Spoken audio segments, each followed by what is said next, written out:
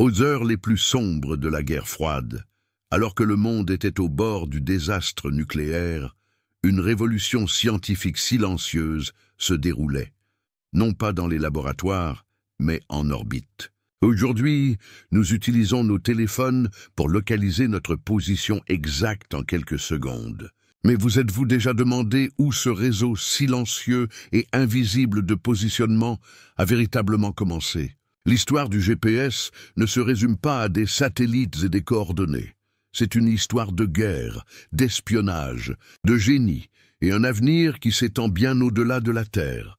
La plupart d'entre nous considèrent le GPS comme un outil pratique du XXIe siècle, permettant de se déplacer d'un point A à un point B.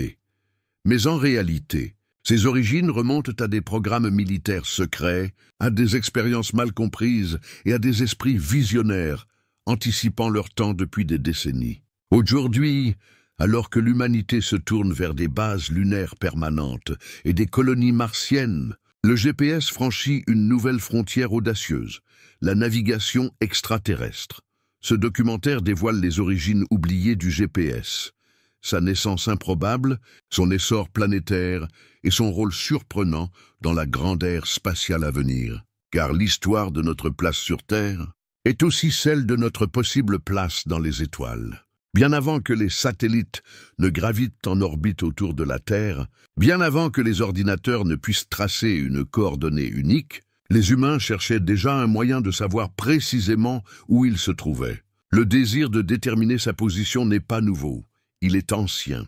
Pendant des millénaires, la localisation était synonyme de survie. De la navigation dans les déserts et les jungles, au tracé des routes commerciales à travers les océans, un positionnement précis était tout aussi essentiel que le feu ou un abri.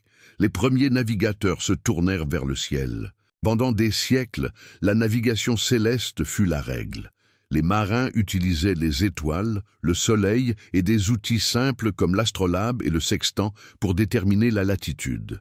La longitude, cependant, demeurait un mystère tenace. Ce n'est qu'au XVIIIe siècle, après la perte tragique de plusieurs navires dus à des erreurs de navigation, que la pression s'intensifia sur les puissances européennes pour résoudre ce mystère mortel. En 1761, le chronomètre de marine révolutionnaire de John Harrison permit aux marins de comparer l'heure locale à une référence fixe, offrant enfin une solution utilisable pour déterminer la longitude.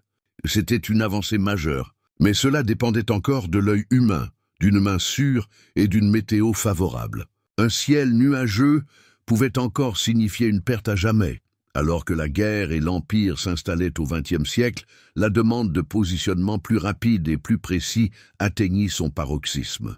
L'ampleur des conflits mondiaux, en particulier la Seconde Guerre mondiale, exigeait une fiabilité supérieure aux étoiles. Des systèmes comme le LORAN, Long Range Navigation, apparurent dans les années 1940, utilisant des signaux radio basse fréquence, transmis par des stations terrestres fixes pour déterminer la position. Ce fut l'une des premières applications pratiques de la navigation électronique et se révéla très efficace, notamment dans les vastes étendues du Pacifique et de l'Atlantique. Mais le LORAN avait ses limites. La couverture était régionale. Les signaux étaient vulnérables aux interférences et la précision diminuait considérablement à grande distance. L'origine du GPS moderne a cependant été semée lors d'une observation cosmique inattendue. En 1957, le monde retient son souffle lorsque l'Union soviétique lance Sputnik, le premier satellite artificiel au monde. Mais les rivaux géopolitiques ne sont pas les seuls à l'écouter. Une équipe de physiciens américains de l'université Johns Hopkins, dirigée par les Dakers William Geyer et George Wyffenbach, commence à suivre les signaux radio de Sputnik. À leur grande surprise, ils réalisent qu'ils peuvent déterminer la position du satellite en analysant l'effet Doppler de son signal lors de son déplacement dans le ciel. C'est alors qu'une intuition plus profonde surgit. S'ils peuvent suivre un satellite depuis la Terre, ils peuvent, inversement, suivre sa position sur Terre, mais depuis une satellite. Cette fulgurance de possibilités était sans précédent. Ce que Geyer et Wyffenbach avaient accidentellement esquissé constituait l'ossature conceptuelle du GPS. Cette constatation a déclenché le développement de Transit, le premier système de navigation par satellite de la marine américaine. Opérationnel dès le début des années 1960, Transit utilisait l'effet Doppler pour permettre aux sous-marins de déterminer leur position. Robuste, il manquait de temps réel. Il fallait des minutes, parfois des heures, pour obtenir une position précise. Pourtant, il offrait un avantage inédit, une référence spatiale disponible en permanence. À mesure que la guerre froide s'intensifiait, l'urgence d'une navigation mondiale, ininterrompue et extrêmement précise, s'est accrue. Les missiles balistiques exigeaient des solutions de ciblage précises. Les sous-marins devaient évoluer silencieusement et discrètement, tout en sachant précisément où ils flottaient sous le voile océanique. L'aviation civile et la navigation commerciale ont connu un essor rapide. La précision n'était plus un luxe, mais une nécessité. Les fondements du GPS étaient désormais solidement posés par les astronomes, les ingénieurs, les exigences de la guerre et l'écho inattendu d'une sphère soviétique bipante. Le GPS n'était plus un rêve. Il devenait un impératif militaire, une fatalité technologique et bientôt une transformation mondiale en marche. C'était en 1973, dans les salles closes du Pentagone et du ministère de la Défense des États-Unis, une idée audacieuse prenait forme. Celle qui fusionnerait les connaissances de la navigation céleste, des systèmes radars de la guerre froide et de la technologie spatiale en quelque chose de totalement nouveau. Un système de positionnement global ou GPS. Au cœur de cette transformation se trouvait un homme nommé Dr. Brad Parkinson, un colonel de l'armée de l'air et ingénieur système. Il n'était pas l'inventeur de la navigation par satellite, mais c'est lui qui l'a rendu possible. À l'époque, plusieurs systèmes de navigation coexistaient difficilement. Transit proposait des points de repère Doppler, Omega utilisait des signaux à très basse fréquence, et d'autres étaient en cours de développement. Mais Parkinson y voyait un défaut. Tous étaient trop limités, trop lents, trop imprécis et fragmentés. Dans un contexte de forte pression, marqué par l'urgence de la guerre froide, Parkinson reçut le mandat de consolider et de diriger une nouvelle initiative, baptisée Projet 621B, qui allait plus tard devenir Navstar GPS. L'objectif ? Un projet ambitieux et sans précédent, une constellation de satellites permettant à toute unité militaire, navire ou avion, partout dans le monde, de déterminer sa position en temps réel, par tous les temps, sans avoir besoin de référence au sol. Parkinson et une petite équipe d'ingénieurs et de scientifiques ont commencé à concevoir le système de A à Z dans le plus grand secret. Ils ont imaginé 24 satellites orbitant autour de la Terre selon des trajectoires précises, transmettant des signaux uniques horodatés. Un récepteur GPS au sol, en comparant les retards de ces signaux, pourrait trianguler sa position exacte grâce au concept de trilatération temporelle. Mais la première avancée n'était pas seulement conceptuelle, elle était technologique. Le GPS nécessitait des horloges atomiques, de petites horloges, résistantes à l'espace et incroyablement précises, placées sur des satellites, synchronisées au milliardième de seconde près, car avec le GPS, le temps est distance. Une erreur d'une microseconde pourrait se traduire par une erreur de 300 mètres au sol. En 1978, le premier satellite GPS opérationnel, Navstar 1, fut lancé en orbite. Ce fut une étape décisive, discrète et sans tambour ni trompette. Au cours des années suivantes, d'autres satellites GPS expérimentaux suivirent, créant une constellation rudimentaire. Les premiers tests stupéfièrent même les ingénieurs les plus optimistes. Des erreurs de positionnement inférieures à 10 mètres, même dans des conditions rudimentaires. Cependant, le GPS n'était pas encore prêt pour un déploiement complet. Les premiers récepteurs étaient des appareils lourds, gourmands en énergie, de la taille d'une valise, réservés exclusivement aux opérations militaires américaines. Le coût constituait un autre obstacle. Chaque satellite coûtait des dizaines de millions de dollars, et le lancement d'une constellation complète prendrait des années. Ensuite, Deux événements cruciaux ont fait passer le GPS du statut expérimental à celui d'élément essentiel. Tout d'abord, il y a eu la destruction du vol 007 de Korean Airlines en 1983. L'avion de ligne civil, s'égarant dans l'espace aérien soviétique, fut abattu, tuant les 269 passagers et membres d'équipage. La tragédie déclencha un tollé mondial. En réponse, le président Ronald Reagan émit une directive. Une fois pleinement opérationnel, le GPS serait mis à disposition des usages civils. Ce fut un tournant. Le GPS ne serait plus seulement un outil de guerre. Le deuxième facteur fut la performance des prototypes GPS pendant la guerre du Golfe en 1991.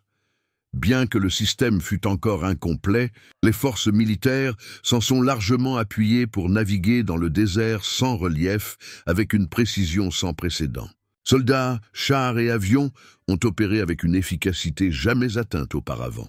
Dans de nombreux cas, les opérations guidées par GPS ont transformé le chaos en coordination.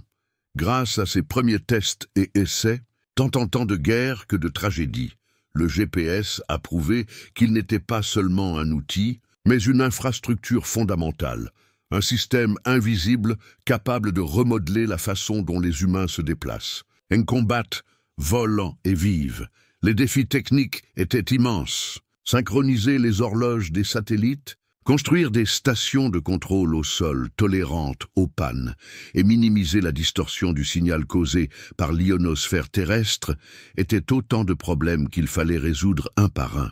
Chaque victoire représentait un pas vers la précision à l'échelle mondiale. Et pourtant, le GPS n'était pas encore terminé. Il n'était même pas encore totalement connu. Ce que peu de gens réalisaient à l'époque, c'est que le système qui était en train d'être discrètement mis en place pour le champ de bataille, allait bientôt devenir quelque chose de bien plus grand. Un tissu invisible qui sous-tendrait presque toutes les facettes de la vie moderne, des smartphones à l'agriculture, du covoiturage à la réponse aux catastrophes. L'étincelle avait allumé le moteur, mais le monde n'avait pas encore vu l'incendie dans son intégralité. Le succès des premiers prototypes de GPS a marqué le début d'une aventure bien plus grande que ses créateurs n'auraient pu l'imaginer. Au début des années 1990, ce qui n'était au départ qu'un projet de défense s'est transformé en une infrastructure civilisationnelle, transformant non seulement la guerre, mais aussi les interactions quotidiennes entre l'homme et l'espace. Dans cette section, nous retraçons l'évolution du GPS, d'un nouvel outil militaire, un outil mondial indispensable, décennie après décennie, étape après étape. Bien que le GPS fût encore sous le contrôle du département de la Défense américain, le monde entier s'y intéressait. En 1993, les États-Unis lancèrent le 24e satellite Navstar, achevant ainsi la capacité opérationnelle totale du système. Cette constellation, organisée en 6 plans orbitaux, garantissait la visibilité d'au moins 4 satellites en tout point de la Terre, indispensable à une trilatération précise. Cependant, un problème subsistait, la disponibilité sélective SA. En vertu de cette politique, les États-Unis ont intentionnellement dégradé les signaux GPS civils, réduisant leur précision à environ 100 mètres, réservant le signal de plus haute précision à l'usage militaire. Bien que frustrant pour les civils, le GPS a néanmoins changé la donne. Les navires ont navigué avec une confiance accrue.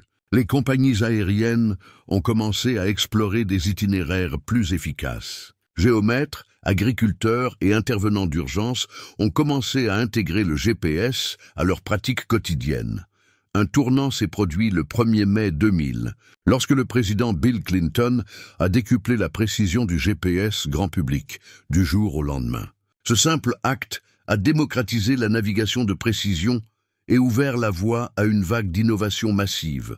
Au début des années 2000, le GPS a été intégré à des appareils bien au-delà du domaine militaire. Les systèmes de navigation automobile ont connu une popularité fulgurante. Les GPS portables, fabriqués par des entreprises comme Garmin, TomTom et Magellan, sont devenus des outils essentiels pour les explorateurs en plein air. Le transport aérien et maritime dépendait de plus en plus du Positionnement par satellite pour une logistique en temps réel, mais le moment le plus marquant est peut-être celui d'une entreprise étrangère au satellite. Apple.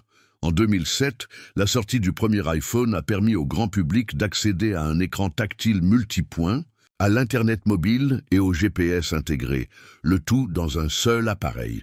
Cette convergence de technologies, cloud computing, géolocalisation, application mobile, a transformé le GPS, passant d'un simple utilitaire fonctionnel à une plateforme. Il était désormais possible de géolocaliser des photos, de réserver une course, de trouver des restaurants et de partager sa position dans le monde entier. Le GPS ne se limitait plus à une simple question de où, mais plutôt de quand, de qui et de à quelle vitesse. Alors que le monde s'appuyait de plus en plus sur le GPS, les risques de dépendance devinrent évidents. Que se passerait-il en cas de panne du GPS? Que se passerait-il si un signal était falsifié ou brouillé? Les gouvernements et les industries ont reconnu la nécessité de redondance et de résilience. Cela a donné naissance à des concurrents internationaux majeurs pour le système américain. La Russie a développé GLONASS, une alternative entièrement fonctionnelle, avec une couverture mondiale. L'Europe a lancé Galileo, promettant une précision encore plus grande, sous contrôle civil. La Chine a rapidement développé Beidou, une constellation reflétant les ambitions technologiques et l'autonomie stratégique de la Chine. Ces systèmes de navigation par satellite ont commencé à partager le ciel, et au milieu des années 2010, la plupart des récepteurs modernes sont devenus capables de gérer plusieurs constellations, permettant aux appareils d'utiliser le GPS, le GLONASS, Galileo et Beidou en tandem, ce qui a permis des corrections plus rapides et plus précises à travers le monde. Pendant ce temps, la technologie GPS continuait de se perfectionner. Les États-Unis ont lancé les satellites GPS Block UF, puis Block 3, offrant une puissance de signal accrue, une durée de vie plus longue, une meilleure résistance aux interférences et de nouvelles fréquences civiles L5. À chaque mise à niveau, le GPS gagnait en fiabilité, en sécurité et en précision. De nouvelles industries sont apparues, dépendant presque entièrement du positionnement par satellite, agriculture de précision, livraison par drone, véhicules autonomes, synchronisation boursière et même prévision des tremblements de terre. Le GPS ne se contentait plus de transformer la société. Il en était devenu discrètement un élément fondamental. Dans les années 2020, le GPS avait disparu du quotidien. Non pas parce qu'il était moins important, mais parce qu'il était omniprésent. Des milliards d'appareils l'utilisaient de manière passive, constante et invisible. Chaque trajet Uber, livraison de repas, application de rencontres et transactions financières reposait implicitement sur la synchronisation et le positionnement GPS. Le covoiturage, qui semblait autrefois impossible sans un répartiteur humain, est devenu envisageable seulement parce que du GPS, les chaînes d'approvisionnement, fragiles à la seconde près, optimisaient leurs itinéraires grâce à des données en temps réel. Dans l'aviation, la surveillance dépendante automatique en diffusion, ADS-B, a remplacé des systèmes radars vieux de plusieurs décennies, s'appuyant désormais sur la navigation par satellite et la diffusion de la position pour le suivi des avions en temps réel. Cette époque a également introduit le concept des systèmes d'augmentation spatiale, SBAS, qui ont amélioré la précision et la fiabilité de l'aviation civile et au-delà. Le WAAS aux États-Unis, EGNOS en Europe et Gagan en Inde ont proposé des corrections au centimètre près pour une utilisation certifiée en navigation aérienne. Dans le même temps, la Force spatiale américaine a pris le contrôle opérationnel des satellites GPS, marquant le début d'une nouvelle ère de fusion militaro-civile, mettant l'accent sur la résilience face aux cyberattaques, à l'usurpation d'identité et aux interférences étrangères. Et pourtant, l'histoire du GPS n'était pas terminée. Loin de là. Le même réseau qui pouvait trianguler un taxi à New York était désormais adapté aux drones autonomes au-dessus des océans, à l'intelligence artificielle, dans les opérations sur le champ de bataille et aux outils d'exploration planétaire dans les décennies à venir. La boucle entre la défense de la guerre froide et la circulation sanguine numérique est bouclée depuis l'instant où les bips de Spoutnik ont résonné dans le ciel jusqu'au fonctionnement sans faille d'une puce GPS de la taille d'un ongle. Le voyage du GPS a révélé un arc technologique rare, de l'arme expérimentale au système nerveux mondial. Et maintenant, alors que l'humanité tourne son regard vers l'extérieur, vers la Lune, vers Mars, au plus profond du système solaire, la boîte à outils de navigation de la Terre est à nouveau repensée. Cette fois pour guider les fusées, les robots et peut-être éventuellement les humains eux-mêmes à travers des mondes extraterrestres. Cela ne s'est pas produit d'un seul coup. Il n'y a pas eu de conférence de presse unique ni de gros titres retentissants. Mais entre la chute du mur de Berlin et l'essor du smartphone, le GPS a discrètement cessé d'être un outil spécialisé pour devenir une partie permanente de la vie quotidienne. Le moment où le GPS a été adopté par le grand public a été subtil, mais sismique. Le genre de changement qui reconfigure la société non pas par le spectacle, mais par la simple omniprésence. Un facteur crucial de cette révolution fut le coût. Avec la multiplication des satellites et la réduction de la taille des récepteurs, les prix ont fortement chuté. Ce qui nécessitait autrefois des financements militaires et des charges utiles massives tient désormais dans une puce de poche disponible pour une bouchée de pain. Au début des années 2000, les modules GPS étaient entrés en production de masse, présents dans tous les appareils. Des appareils photonumériques aux colliers pour animaux de compagnie.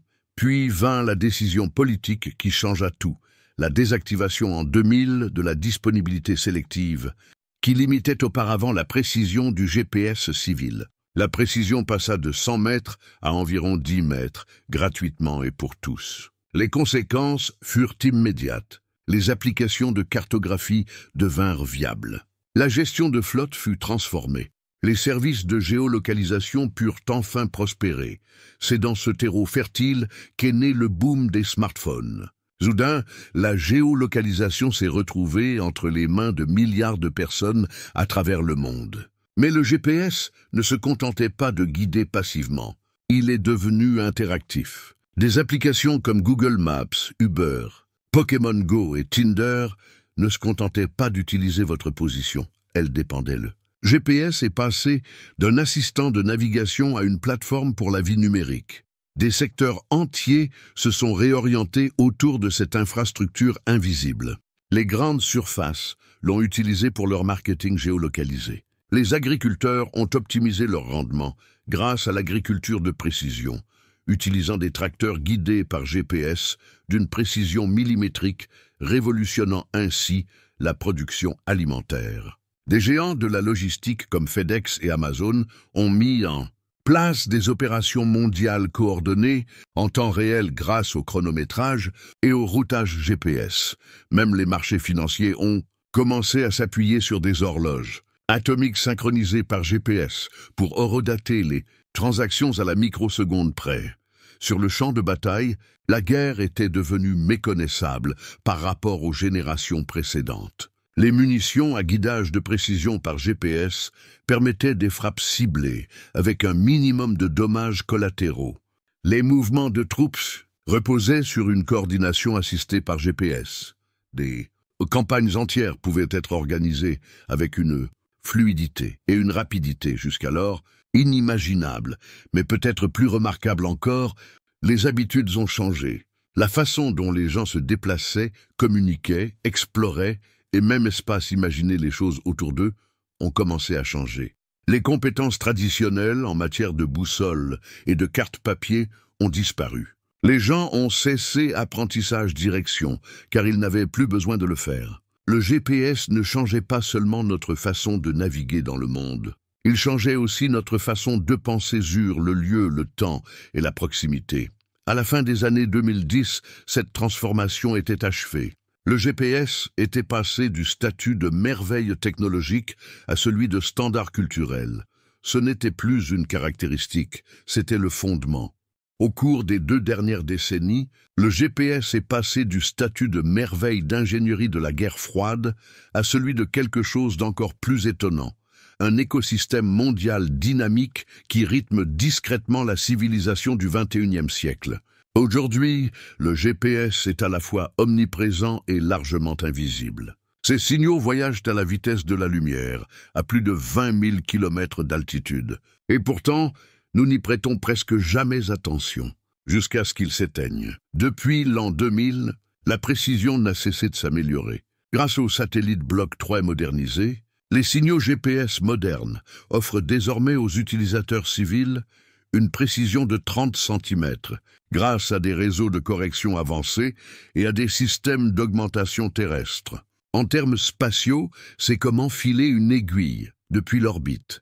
Les principales améliorations comprennent plusieurs bandes de fréquences, telles que L1, L2 et maintenant L5, pour réduire la distorsion du signal et améliorer les performances dans les environnements urbains ou montagneux.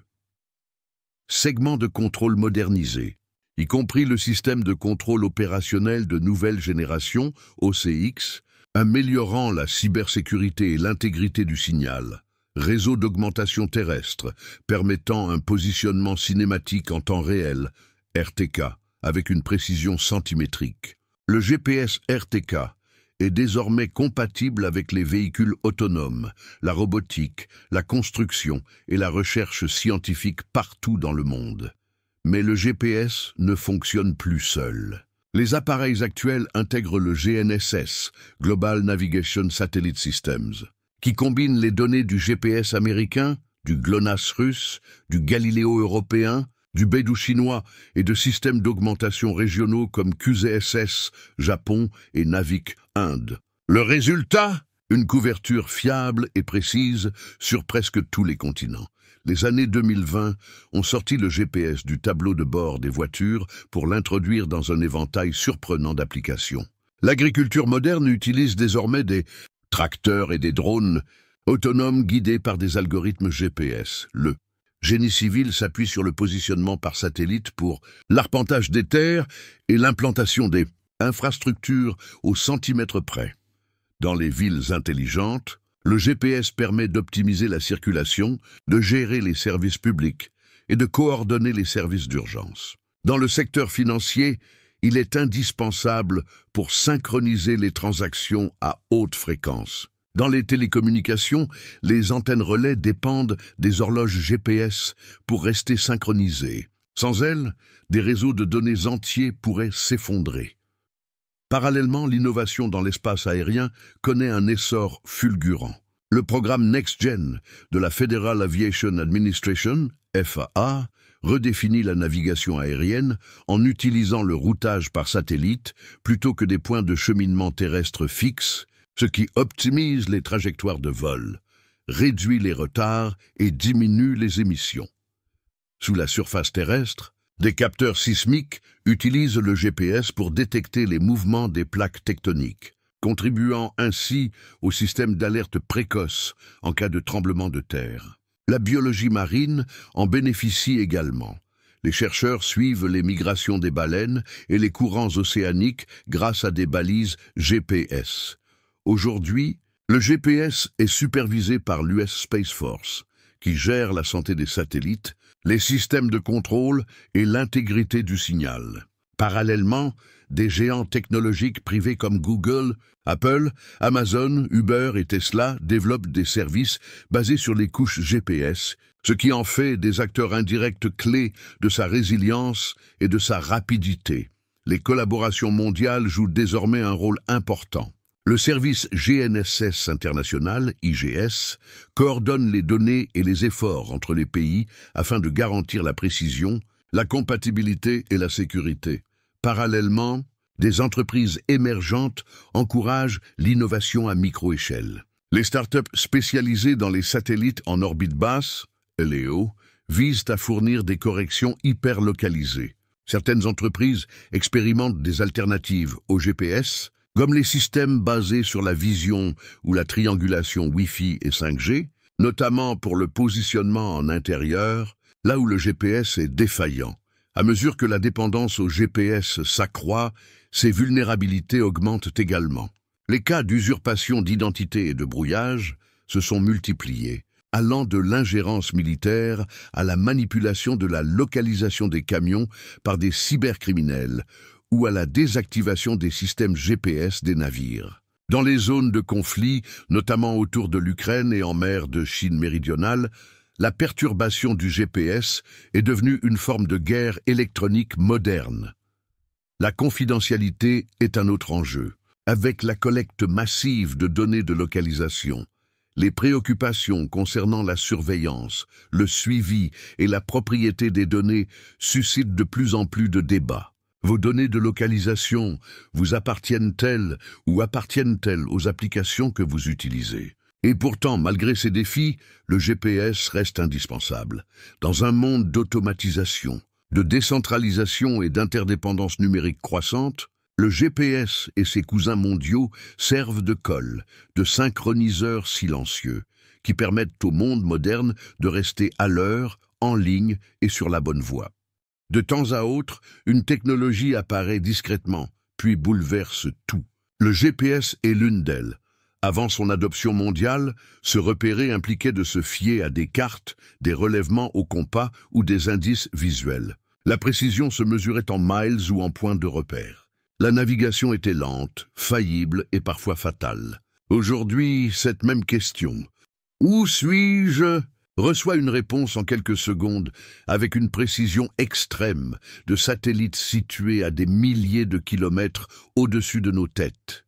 Ce bond en avant n'est pas seulement technique, il est existentiel.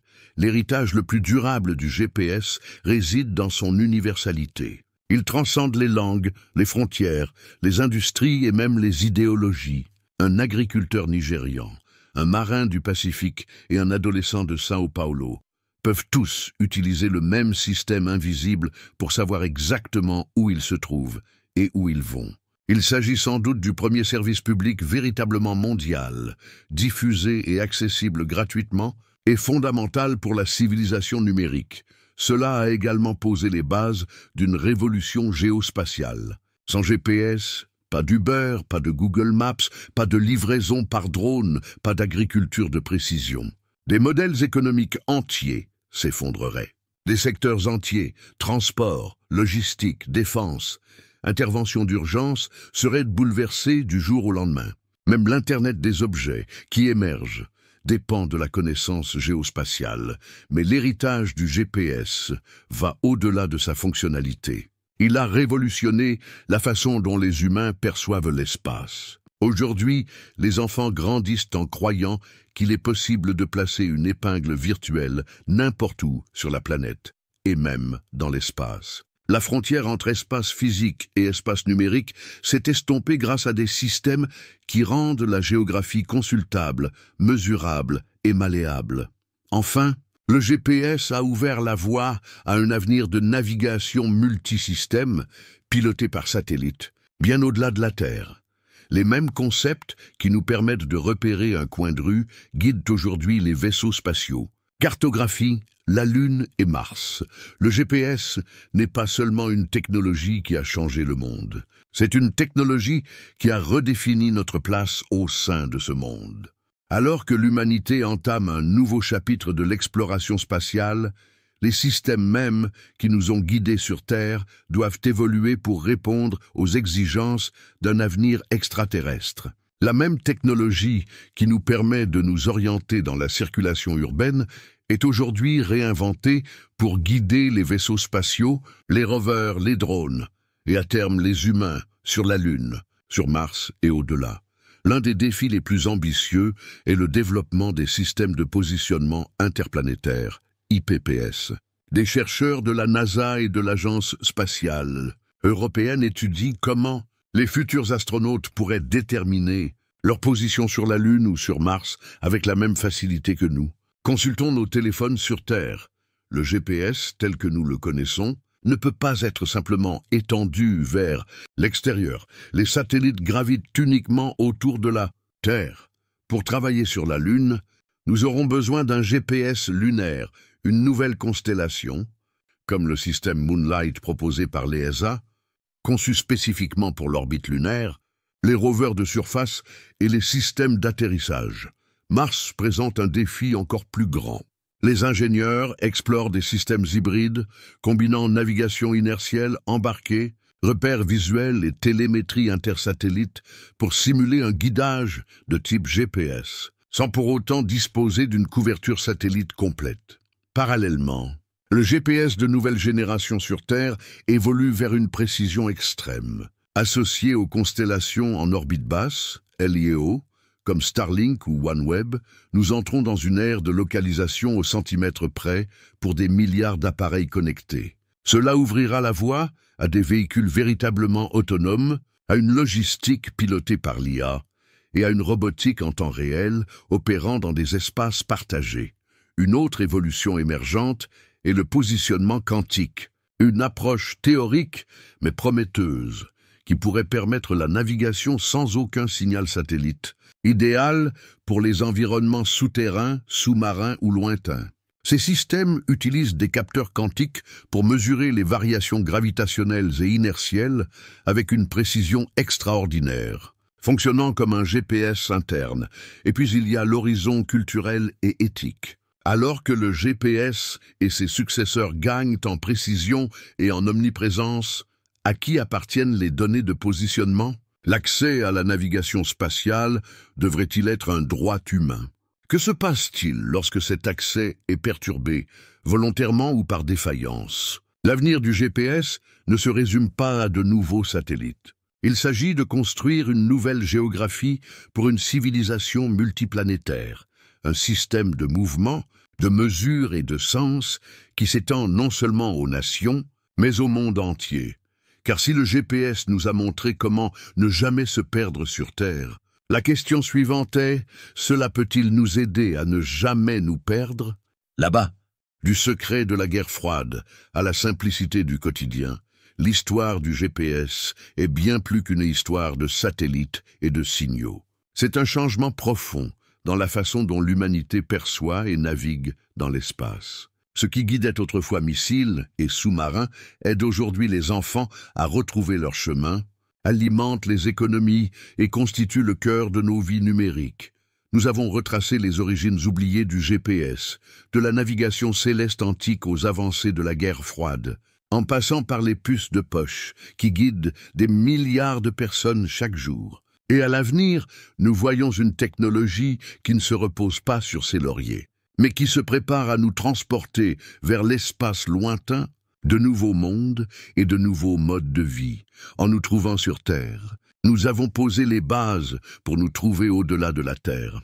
Si cette histoire a piqué votre curiosité ou vous a fait repenser aux systèmes invisibles qui guident votre vie quotidienne, voici ce que vous pouvez faire. Aimez cette vidéo.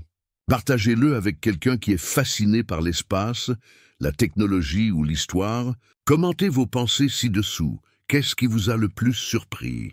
Et n'oubliez pas de vous abonner pour voir d'autres documentaires approfondis comme celui-ci. Votre voix compte. Votre curiosité est le moteur de ce voyage. Et notre prochaine histoire pourrait bien commencer avec votre question.